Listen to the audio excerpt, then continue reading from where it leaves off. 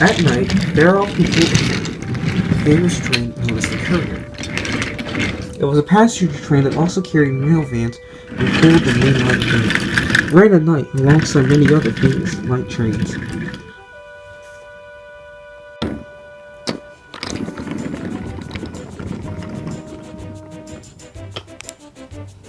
Percy wakes at Ellsbridge, which is one of Bear's stops. Here, he picks up the mail quickly and takes it up Thomas's branch line. He's one of Tom Tipper's favorite engines to work with, and he feels very proud to have this job.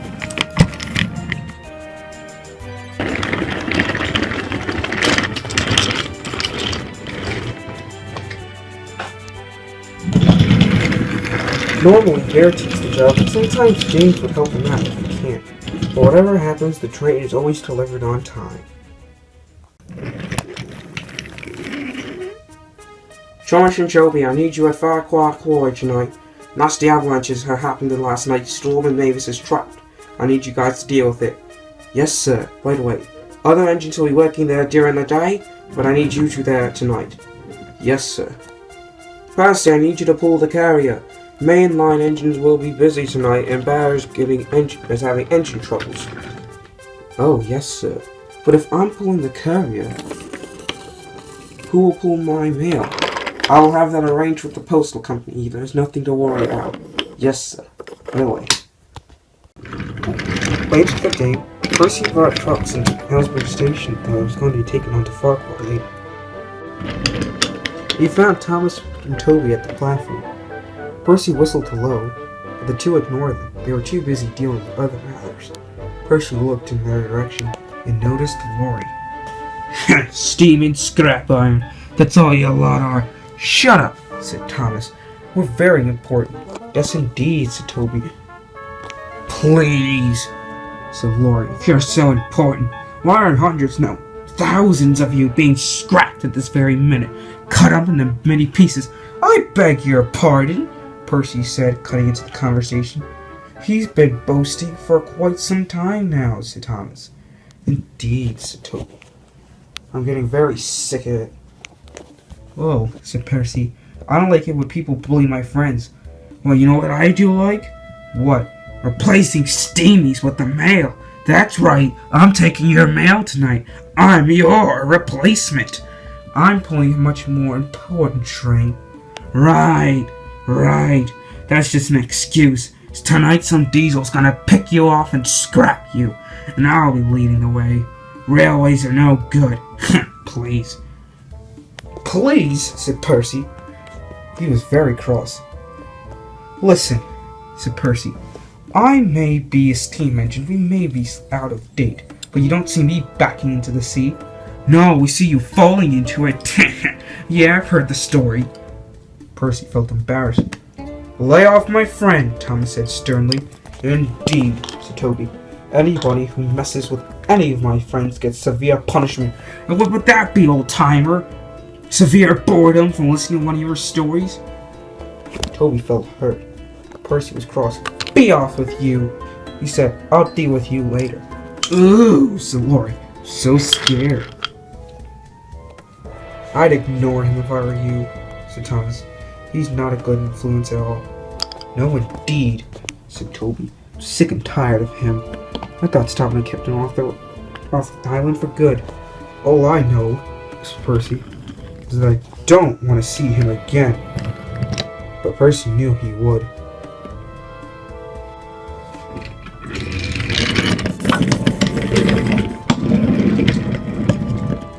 Percy was passing Courier, which was the main postal station on the island. Even though it wasn't located on the main line, it was still a very busy stop for mail. Tom Tipper was waiting for him. Lorry's due to come soon. I need you to explain to him exactly the timetable schedule for dropping off mail. Of course, said Percy proudly. I'll be happy to. Unfortunately, Tom Tipper didn't realize Percy was being cheeky. Tom Tipper walked away just as Lorry arrived. Alright, listen to me and listen good. I ain't got time for none of your games, so hurry up, give me the time and what's not. Jeez, said Percy. Just so you know, be at Ellsbridge on time waiting for the courier's mail train at exactly 10:30. Right, whatever. Gotta go. Bye. Lorry drove off. Percy felt very cheeky. He thinks he's gonna be there on time, he said. He'll be sorely mistaken. Percy had told him to come an hour late. That night, Percy departed from Timothy with the courier and headed out along the line.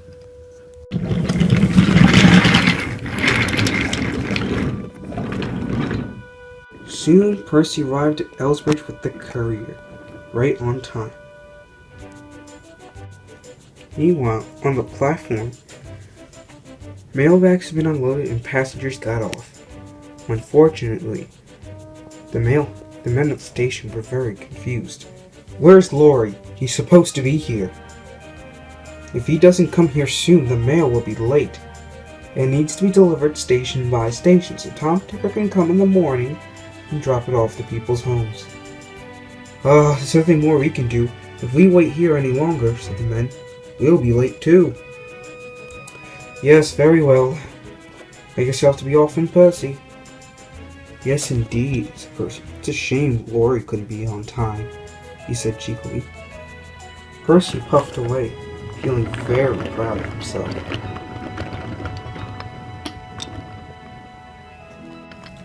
Just then Lorry arrived. Here, right on time for you, sir. No, you're not. You're an hour late. What? But I don't care. Get loaded up and be off with you. You're late enough as it is. Right. Sorry, Governor. Get on with it. Right. Sorry, sir. Lorry hurriedly raced down the road, trying to make up lost time with the mail. Percy arrived home after pulling the courier all night, and had stayed at the shed to Timmy. Thomas and Toby were also bound to the Farquhar, very tired and very dirty. Well, what have you dirty boys been up to all night? Working at Farquhar Quarry. That mess up there was ridiculous. There's tons of trucks of stone, and so many trains to pull. Yeah, said Toby, it's really hard work. Huh, you don't know what hard work means. Pulling all these stupid milk... Oh, shut up, Daisy. Morning, Percy, yawned Thomas. Morning, Thomas. Had a fun night with the courier. Ah, said Stubborn Hat. I've heard nothing but pleasant reviews, Percy. Excellent work. Thomas and Toby, you can get some rest. Percy, I want you to pull a train of stone down from Farquhar and then bring it all the way down to the harbour, along with Thomas's early train. And Daisy, you can pull Henrietta along with your milk run. Ugh, it's so... to pull that coach? I don't think so. It's clearly beneath my... Don't even finish that sentence. I dare say. How dare you insult an old dear like myself? Percy, I'm very disappointed with Lorry, though. He didn't do his job at all last night.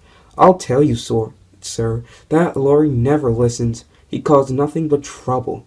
Of course he causes nothing but trouble. He's broken down last night, and the mail was delivered extremely late. Very disappointed indeed. I'm going to send him back to the mainland. What about who's going to be pulling the mail tonight? You, of course. I'll never, ever, ever replace you again. Of course, sir. Very pleased. Now off you go, Percy. You two go for your rest. Thank you, sir. Later that day, Daisy stopped at Toyworth, but the station master was waiting for her. Daisy, you're being shunted for another branch line train to pass. Huh, said Daisy. Being shunted? Out of the way, you have another branch line train. Who? Percy, he's pulling a special. Huh, typical. It's sexist if you ask me. Geez, where'd you get that from? I've been talking to Rosie a lot lately. That is a true feminist if you ask me. Shunted. Of all places, too. At least I get to stay in a comfy shed. At least they know somehow to treat women like me with respect. Oof. Dear, my engine. Oof. Oh, no, don't stall here. Oh, of all the time. all the time. Jesus, who's making that racket? Oh dear. Are you alright, Elizabeth? I've been better, but my manager won't let me go to the fitters. Every time I complain about my engine, he says, "Oh, it's just you and your old age." He doesn't care enough about me. It's sexist, Daisy thought. I swear, if that diesel makes one more sexist comment. Just then the two heard something frightening. It was Percy's whistle. "He'll run me straight down," cried Elizabeth. Just then, Lorry came around the bend. "Oh, come on! I've got a load of cargo to pull, and I ain't got much time to pull it. It's bad enough it's just my last job on Sodor. I thought you were kicked off already." "No, I'll be given one last job, and then I'll be leaving." "Please help any way you can," said Elizabeth. "I don't want to be run down." Just then Percy's whistle was heard again. Just then Percy came round the bend. "Oh, I am not staying here for this," called Daisy, and she flew backwards down the line. Lorry knew it was do or die time. He shunted Elizabeth forward. "Come on, get moving, you! Come on! We'll get you out of the way in no time." "Bless your sweet heart, sir," called Elizabeth. Just then the crossing gates began to close behind Lorry. Oh, crap. And then there was trouble.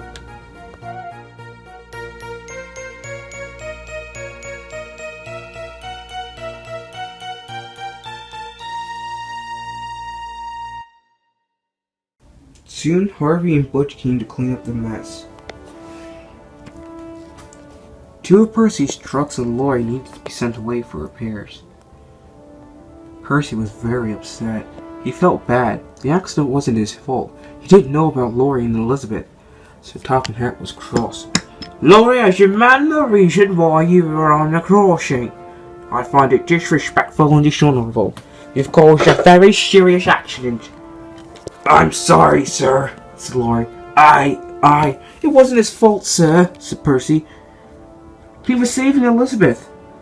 "Yes, indeed. Your beloved Lorry, who I might add has been recently mistreated lately by her owner, has been in the way of danger, and he rescued me like a true gentleman." It's true, sir."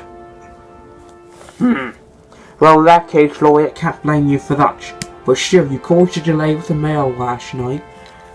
Sir, I'd like to bring that up too. It wasn't Lorry's fault either." "Oh, goodness gracious, Percy, who was it?" "Me. I told him the wrong time on purpose. I wanted to get him into trouble." "Percy, this is not funny. It is completely uncanny and the most... I don't even know what to say anymore. I'm very upset with you that you told such a lie." "Yes, sir," said Percy. "And Lorry, I'm sorry you've been put in the way of, mistreatment. You will go to the works and you can stay on this railway. And, Elizabeth, as for your owner, we'll see to a complete engine refit for you." "Thank you, sir." "Lorry, I'm sorry about your accident and what happened last night." It's okay, I deserved it anyway. It was rotten you, Steamies. The day I met you, but you know, things changed over time. And I guess I wasn't the best when I came back. But hey, one day I'll replace you."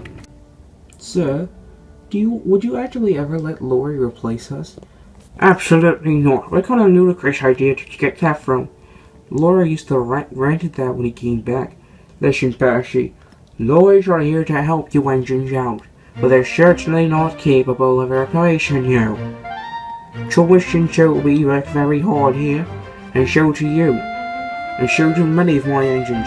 3 little lorries is not going to replace an entire fleet of strong, powerful steam and diesel engines, so you've got nothing to worry about." "All right, sir," said Percy.